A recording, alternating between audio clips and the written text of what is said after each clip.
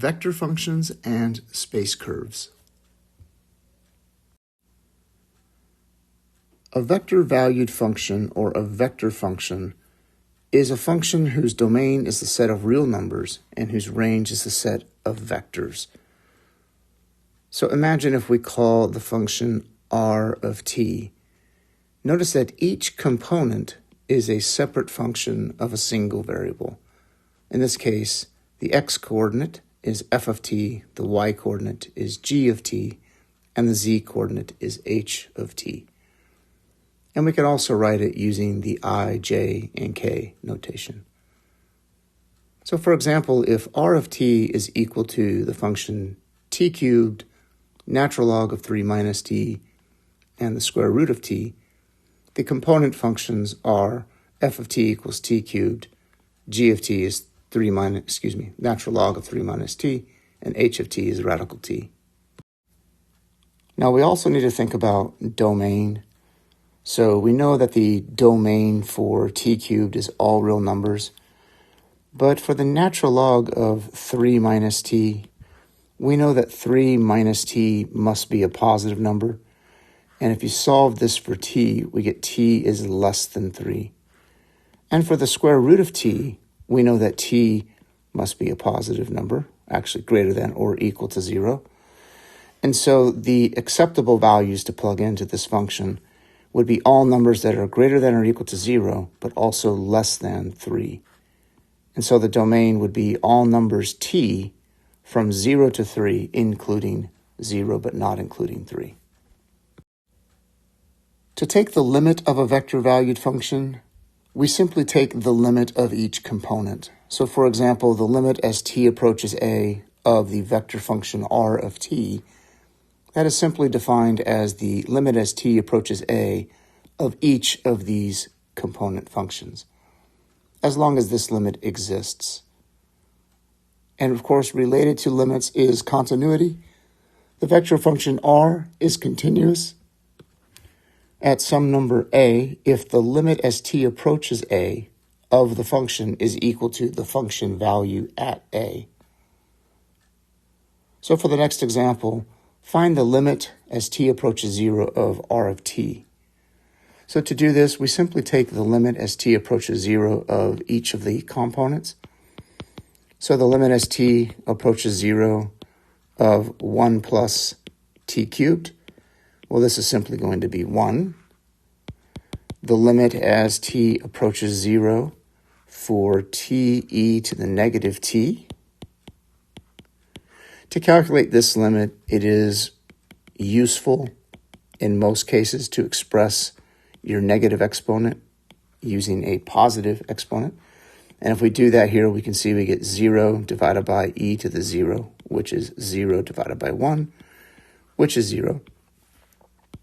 And finally, the limit as t approaches 0 of sine of t divided by t. This is equal to 0 divided by 0. So we need to remember here that we're going to say, by L'Hopital's rule, we can take the limit as t approaches 0 of the derivative of sine divided by the derivative of t. And now, of course, cosine of 0 is 1. And so 1 divided by 1 is 1.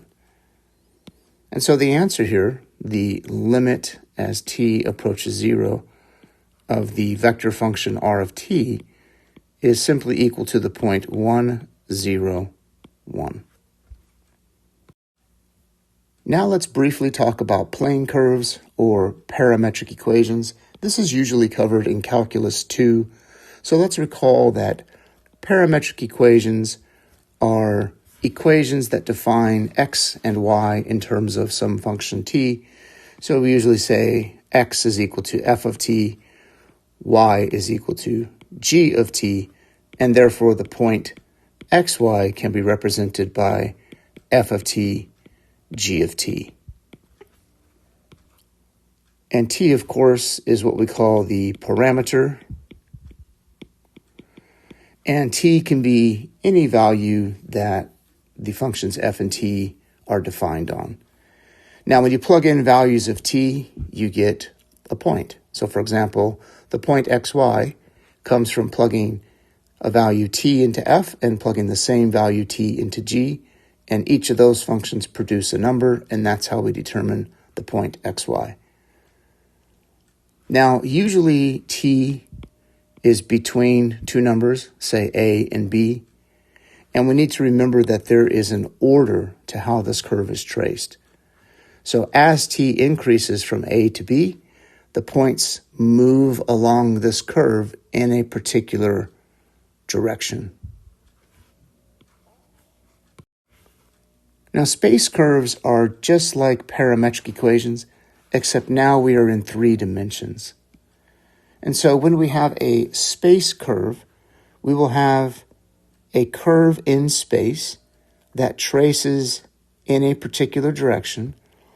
And if I pick a point P on that curve, the coordinates of that point are given by 3 separate functions, f of t, g of t, and h of t. Notice that this is essentially just a vector-valued function. So if you just imagine a vector that starts at the origin and ends at the point P, we can think of these either as points in space or the tip of a vector in space. And once again, the variable t is what we call the parameter, and these equations are often called the parametric equations, and then the graph that you draw is called a space curve. In the next example here, describe the curve defined by the vector function. So here we have r of t is equal to 1 plus t, 2 plus 5t, and negative 1 plus 6t. Notice that we can also write this vector function as the sum of two vectors. So we can take the vector 1, 2, negative 1, and we can add to it the vector t, 5t, and 6t. And then if we factor out t out of the second vector, we will get t times 1, 5, and 6. This is essentially a vector r naught plus t times some direction vector a. So we should all understand that this is simply a line. So to describe it, this is a line through the point 1, 2, negative 1 with direction vector 1, 5, 6.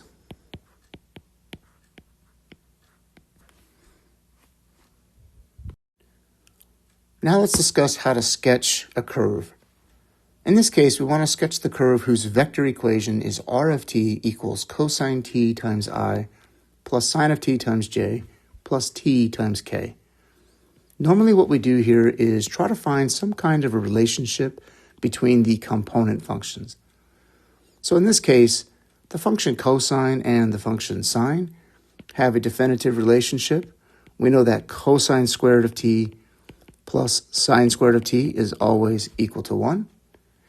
And we know that if x is equal to cosine of t and y is equal to sine of t, then this means that x squared plus y squared would always be equal to 1. And in the xy plane, this is just the unit circle. So now if I go to three-dimensional space, you can see that down here on the xy plane, we have the unit circle sketched out there.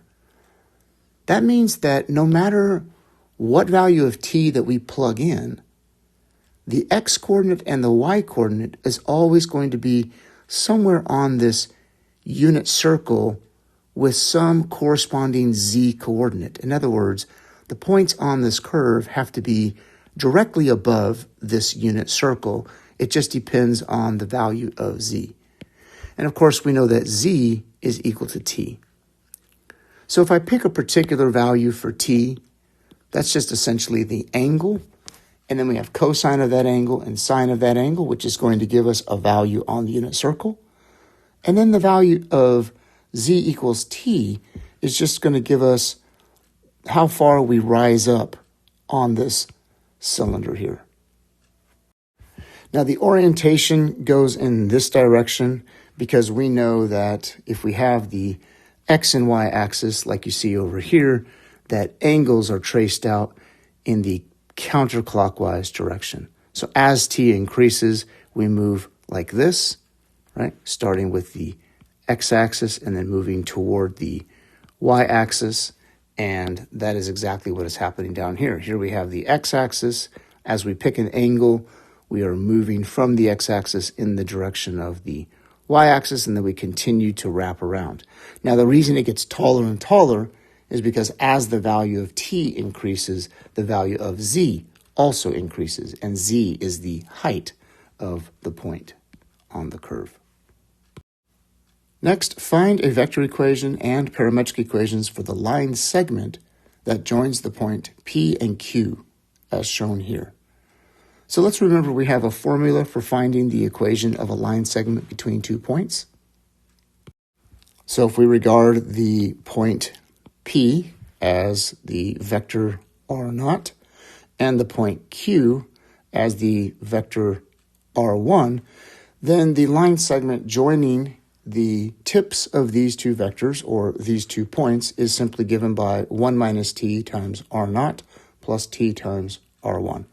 So in this case, we know that r is going to be 1 minus t multiplied by the vector r0, which is simply the point P in vector form, and then plus t times the vector r1, which is the point Q in vector form. Now let's go ahead and multiply this out. So what we can do is multiply 1 minus t to each of these. So that will give us the vector 1 times 1 minus t, 3 times 1 minus t, which is 3 minus 3t, and negative 2 times 1 minus t, plus, and then we have t multiplied to each one of these. So that's 2t, negative t, and 3t. And now if we add these together, we get the vector function 1 minus t plus 2t is 1 plus t. 3 minus 3t plus negative t is 3 minus 4t. And negative 2 plus 2t plus 3t is negative 2 plus 5t.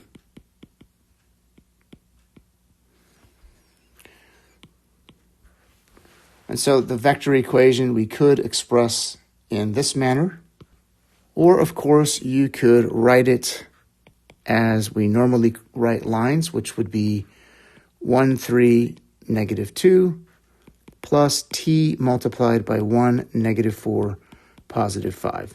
And this would be the vector equation of that line segment. Now keep in mind that the value of t has to be in between 0 and 1. That's very important because if you just let t be any number, you'll get the complete line. But we only want the line segment that starts at P and ends at Q. And to get that, we need t to be between 0 and 1. Now, the parametric equations for this, that's pretty straightforward. The parametric equations would just be f of t equals this function, g of t equals this function, and h of t equals this function. And there are the parametric functions for your reference. Next, let's consider the cylinder x squared plus y squared equals 1 and the plane y plus z equals 2. And we have a graph in three-dimensional space here. So here is the cylinder x squared plus y squared equals 1, and here is the plane y plus z is equal to 2. You can see that the intersection of these two curves gives you this space curve here. Now we want to find a vector function that represents this curve of intersection. So first, let's just try to find a parameterization of the curve x squared plus y squared is equal to 1. We talked about this in a previous example, and we know that we can let x equal cosine of t and y equal sine of t. But if y is equal to sine of t, then that means in this equation here, y plus z equals 2, or z equals 2 minus y, we can now solve for z as a function of t by substituting sine of t here in for y. And so that gives us 2 minus the sine of t. And so we have x equals cosine of t, y equals sine of t, and z equals 2 minus the sine of t. And these are all expressed in terms of t. And we know to capture the unit circle, we need t to be between 0 and 2 pi. And so this is the set of parametric equations that describe the intersection of the cylinder and the plane given here. Now in the last example, this one's a little bit more complicated. We would like to find the parametric equations for the curve of intersection of the paraboloid for y equals x squared plus z squared, that is this curve right here, and the plane y equals x, which is this plane right here. And for your viewing pleasure, I have sketched this graph myself to give you a couple of different perspectives on this. So if we rotate this x-axis just a little bit further here, you can see a little bit better the intersection of these two things. And now if we look from this angle over here, you can see the intersection. Rotating a little bit further, you can start to see that that intersection looks a little bit like an ellipse. And then now here's a view from above and from behind, and you can again see that that intersection appears to be elliptical. Now, how about the algebra to capture the parametric equations? Since the second equation says y is equal to x, I can replace either x with y or y with x in the first equation. I'm going to choose to replace this y with x. So that becomes 4x is equal to x squared plus z squared. Now if I rewrite this equation, we can see that x squared minus 4x plus z squared is equal to 0. And then by completing the square, I can rewrite this as x minus 2 squared plus z squared is equal to 4. And if I divide by 4 on both sides, I end up with x minus 2 over 2 quantity squared plus z over 2 quantity squared is equal to 1. And we should recognize that this is a circle and therefore can be parameterized using sines and cosines. So I'm just going to let x minus 2 over 2 be equal to cosine of t. Z over 2 is going to equal sine of t. And then solving for x, I'm going to have x is equal to 2 cosine of t plus 2. And solving for z here, I have z equals 2 times the sine of t. And then let's keep in mind that y is equal to x, and that means that y would also equal 2 cosine of t plus 2. And of course, this is valid for t between 0 and 2 pi. And so here are the parametric functions for the intersection of these two surfaces. And that concludes this video lesson.